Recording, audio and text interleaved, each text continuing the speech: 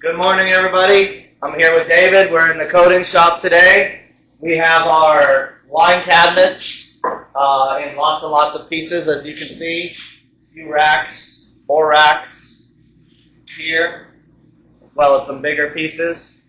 We are going to be toning, so I'm going to let David explain this process. So I've taken our ICRO stain, which is the ICRO stain kit, and mixed it into our ICRO clear self-sealing sealer top coat.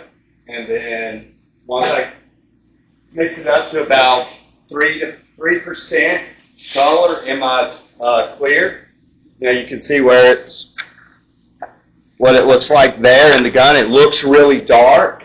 It's really not.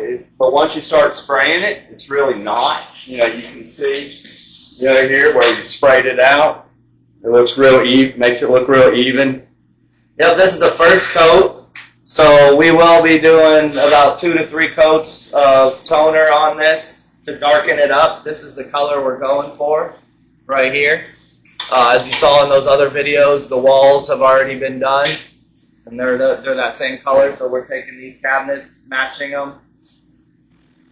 So yep, this will be the video to kind of go through the process of how we do it, and keep tuning in. Thanks for watching.